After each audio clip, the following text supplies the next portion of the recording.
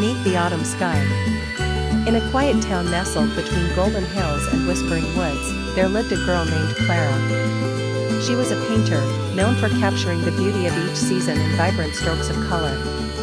But autumn was her favorite. The fiery leaves, the chill in the breeze, and the scent of burning wood always stirred something deep in her heart. Every year, she would paint in the old park, under a large maple tree that turned the richest shade of red. It was there, one late October, that she met Aidan. Aidan had just returned to town after years of working abroad.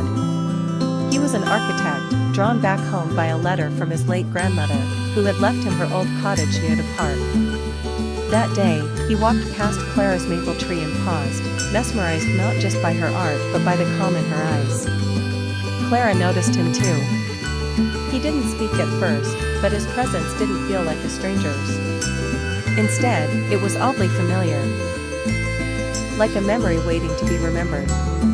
"Is it alright if I watch?" he asked finally. Clara smiled. "Only if you don't mind the smell of paint." That moment sparked something that neither of them expected.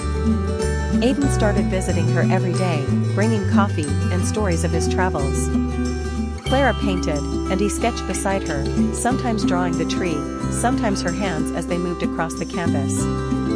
As days turned into weeks, the leaves began to fall, and so did they, for each other. One afternoon, a storm rolled in unexpectedly. The wind howled, and rain poured. Aidan offered to walk Clara home, and they laughed as they ran, soaked but happy. At her doorstep, beneath the dripping eaves, he looked at her, his heart full. "I didn't think I'd find something more beautiful than this town. But then I met you," he whispered. Clara, usually so composed, felt her breath catch. She leaned in, and their first kiss tasted like rain and hope. The following months were filled with warmth despite the approaching winter. They restored the old cottage together, turning it into a blend of charm and color. Clara painted its walls with stories, and Aidan built her a sunroom where she could paint even on the coldest days.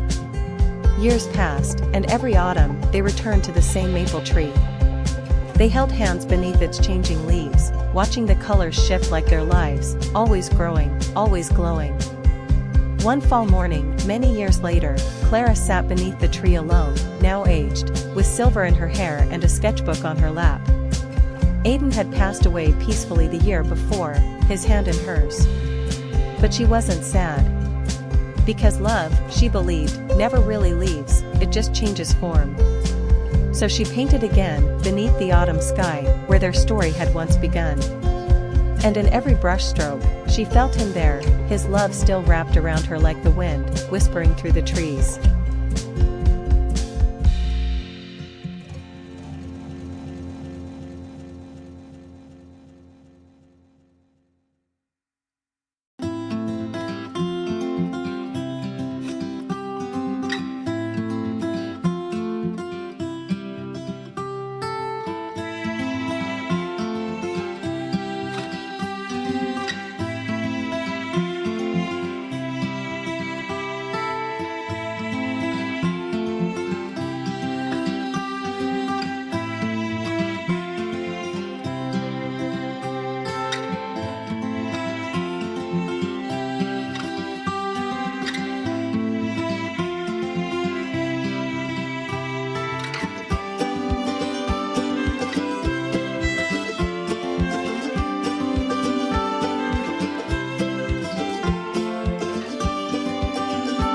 The echoes of autumn. In a small, mist-kissed village nestled between a silver lake and golden woods, lived a quiet bookbinder named Elias. He was a man of few words, often lost in the rustling of pages and the smell of aged leather. His life was peaceful, if not a little lonely, until one autumn morning when a stranger arrived.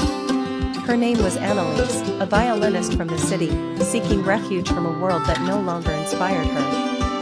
She had rented the cottage next to Elias's workshop, bringing with her only 2 suitcases and an old violin with faded strings. They met for the first time when she wandered into his shop, asking if he could restore a music book that had belonged to her grandmother. The cover was frayed, and the pages nearly falling out. As Elias carefully examined the book, his eyes met hers, soft, tired, but with a spark that hadn't been fully extinguished. Days turned into weeks.